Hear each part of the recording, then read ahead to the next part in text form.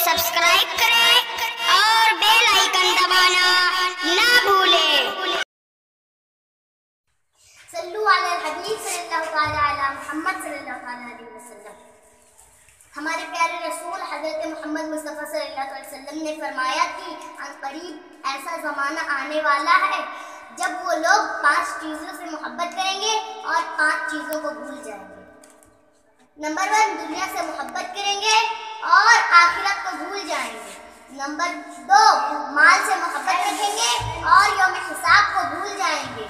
Number 3, मखलूक से मोहब्बत रखेंगे और खालिक को भूल जाएंगे।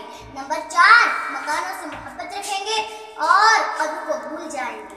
नंबर 5, जिंदगी से मोहब्बत रखेंगे और मौत को भूल जाएंगे।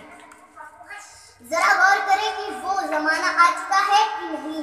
यकीनन यही वो ज़माना है। हम और हमारा हाल ऐसा ही है। एक अल्लाह ताला के वली ने फरमाया, ऐ जवान, तुझे तेरी जवानी धोखे में डाले हुए है। कितने जवान ऐसे हैं जिन्होंने तौबा ना की और उम्मीद को तवील कर दिया, मौत को भुला दिया। ये कहते रहे कि कल तौबा कर लेंगे, परसों तौबा कर लेंगे, यहाँ तक कि उस गफलत में मलकुल मौत आ गया और वो अंधेरी कब्र में जा सोए।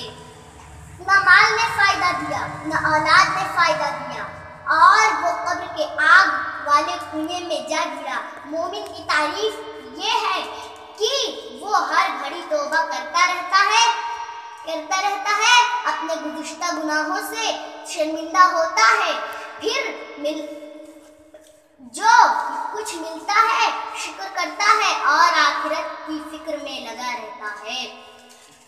या अय्युहल्लज़ीना आमनू तूबू इलल्लाहि तौबतन नसूहा। ऐ ईमान वालों, अल्लाह की तरफ से तौबा करो, पक्की तौबा करो। पक्की तौबा से मुराद ये है कि फिर उस गुनाह की तरफ माइल ना हो, फिर वो गुनाह ना करे बल्कि उसका ख्याल तक दिल में ना लाए। जब वो पक्की तौबा करेगा तो हुज़ूर सल्लल्लाहु अलैहि वसल्लम ने इरशाद फरमाया, जब बंदा पक्की तौबा करता है तो अल्लाह ताला उसकी तौबा कबूल फरमाता है। मुहाफिज फरिश्ता उसके माजी के गुनाहों को भूल जाते हैं, उसके जिस्म के आज़ा खताओं को भूल जाते हैं। ज़मीन का वो टुकड़ा जिस पर गुनाह किया उसके गुनाहों को भूल जाता है। जब वो क़यामत के रोज़ आएगा तो उसके गुनाहों पर गवाही देने वाला कोई नहीं होगा। इसलिए हमें आज से ही अपनी गुनाहों से तौबा करना चाहिए। कब्रिस्तान में जाकर देखो कितने पड़े हुए हैं और कब्रें फरियाद कर रही हैं। जवान है, जवानी को बेकार गंवार हो बुका करते हैं। कितनी औरतें हैं जो गुज़िश्ता जिंदगी की बदआमालियों को याद करके चीख कर रो रही हैं, मगर सब फजूल है। उनके बदन और चेहरे सियाह हो चुके हैं, उनकी कमरें टूट चुकी हैं और अब वो पछता रहे हैं कि काश हम गुनाहों से नादिम होकर तौबा कर लेते, खुदा के हुजूर सजदा रेज़ होकर और अपनी बख्शिश की दुआएं मांग लेते। आओ आज हम खुदा की बारगाह में इल्तिजा करें, ऐ अल्लाह हमें आग और आग के अज़ाब से बचाकर उस काम से बचा ले जो हमें आग की तरफ ले जाए। हमें जहन्नम के अज़ाब से महफूज रख। या इलाही, तू गफ्फार है, तू गफूर है, हमें तौफीक दे हम तेरी इबादत करें। ऐ अल्लाह, तू सत्तार है, हमारे ऐबों को छुपा ले, हमें खौफे महशर से नजात दे, हमें गलतियों से बचा और अपने सामने शर्मिंदगी से महफूज रख। हम तेरी इबादत में दिल लगाएं और हम हरदम तेरी याद में रहें। ऐ करीम, ऐ रहीम, हम पे अपने करम की नजर कर, موت کے وقت ہماری زبان عنہ کا وصال ہوا تو آپ نے وصیت فرمائی تھی کہ میرا جنازہ رات کو لے کر جانا تاکہ لوگوں کو یہ بھی معلوم نہ ہو کہ فاطمہ کا قد کتنا تھا۔ تو حضرت ابو ذر غفاری رضی اللہ تعالیٰ عنہ نے کہا کہ اے قبر، تجھے پتہ نہیں کہ تجھ میں کون ہے؟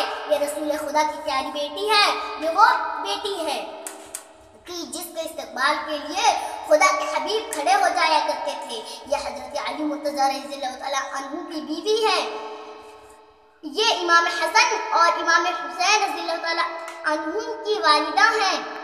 جب یہ کہہ چکے تو قبر سے آواز آئی، اے ابو ذر رضی اللہ تعالیٰ عنہ، میں حسب و نسب نہیں دیکھتی، میں خاندان یا کنبہ نہیں دیکھتی، میں دولت اور مال نہیں دیکھتی، میں حکومت اور سلطانی نہیں دیکھتی، بلکہ میں تو یہ دیکھتی ہوں کہ اس نے عمل کیسے کیے ہیں۔ اگر عمل اچھے کر کے آتا ہے تو میں خوشبوؤں سے اور مہکتی ہواؤں سے اس کا استقبال کرتی ہوں، اور اگر برے اعمال کر کے کوئی آتا ہے تو سانپوں اور بچھوؤں سے اس کا استقبال کرتی ہوں۔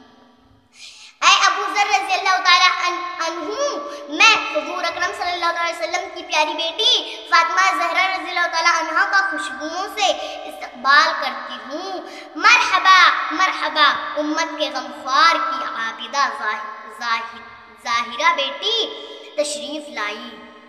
سرکار دو عالم صلی اللہ علیہ وسلم نے فرمایا کہ اے میرے صحابہ، جب قبر میں کوئی انسان جاتا ہے تو اگر نیک ہے تو اس کی قبر جنت کا باغیچہ بن جاتی ہے اور حد نظر تک کھل جاتی ہے، اور اگر بد ہے تو قبر اسے ایسے دباتی ہے کہ اس کی ادھر کی پسلیاں ادھر ہو جاتی ہیں اور ادھر کی پسلیاں ادھر ہو جاتی ہیں۔ جب کوئی نیک انسان قبر میں جاتا ہے تو حساب کتاب کے فرشتے آتے ہیں، سوال جواب کرتے ہیں، اس کی طرف سے نماز جواب دیتی ہے کہ مجھے قائم کرنے والا آج اپنے اللہ کو بھول نہیں گیا۔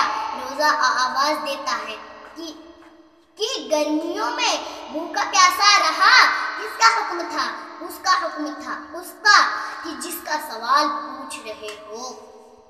ایسے ہی حج، زکوٰۃ اور روزہ جواب دیتے ہیں، علم اور عمل اس کے عذاب کے راستے کی رکاوٹ بن جاتے ہیں اور اسے عذاب سے بچا لیتے ہیں۔ جس نے کبھی نماز ہی نہیں پڑھی، روزہ بھی رکھا ہی نہیں، زکوٰۃ دیتے ہوئے اسے دکھ ہوا، صاحب نصاب تھا اور حج نہیں کیا، تو عذاب اس پر مسلط ہو جائے گا۔ اس لیے ذرا سوچو کہ قبر میں جانے سے پہلے کچھ کر لیں، اگر نہ کچھ کیا تو قبر تجھے پیس دے گی، تیری آہ و بکا کوئی نہ سن سکے گا، تجھے قبر میں اکیلا چھوڑ کر سنگی ساتھی بہن بھائی واپس آ جائیں گے، پھر معلوم ہوگا کہ کاش میں نیک اعمال کر لیتی اور آج قبر میں جانا آسان ہو جاتا۔ جب جان نکلنے کا وقت آتا ہے اس وقت انسان کی حالت ایسی ہوتی ہے جیسے کوئی گہرے سمندر میں ڈوب رہا ہے اور اوپر آنے کے لیے ہاتھ پیر مار رہا ہو۔ وہ نزا کا وقت ہوتا ہے۔ سرکار مدینہ صلی اللہ علیہ وسلم نے فرمایا، جب بندے کی جان نکلتی ہے تو یوں محسوس ہوتا ہے کہ جیسے 1000 تلوار سے یکدم وار کر دیا گیا ہو۔ بندے کی جان یوں نچوڑی جاتی ہے جیسے مشک میں ایک قطرہ پانی ہو اور اسے باہر نکالنا ہو تو مشک کو نچوڑ کر نکالا جاتا ہے۔ بزرگ فرماتے ہیں، جسم سے روح یوں نکلتی ہے جیسے کوئی گنا بیلنے میں دے دیا جاتا ہے، پھر اس کا رس الگ ہو جائے اور چھلکا الگ ہو جائے۔ اس وقت ہمارا فرض ہے کہ اسے کلمہ طیبہ پڑھنے کے لیے کہیں اور کلمہ طیبہ اونچی آواز سے پڑھیں تاکہ وہ سن لے اور اس کی زبان پر کلمہ طیبہ جاری ہو جائے اور اس کی جان آسانی سے نکل جائے، کیونکہ حضور اللہ علیہ وسلم نے فرمایا اے میرے صحابہ سنو جس کا آخری کلمہ لا الہ الا اللہ محمد رسول اللہ صلی اللہ علیہ وسلم ہوگا صبح صادق وقت سہانا نور کے بادل چھائے صبح صادق وقت سہانا نور کے بادل چھائے نور کے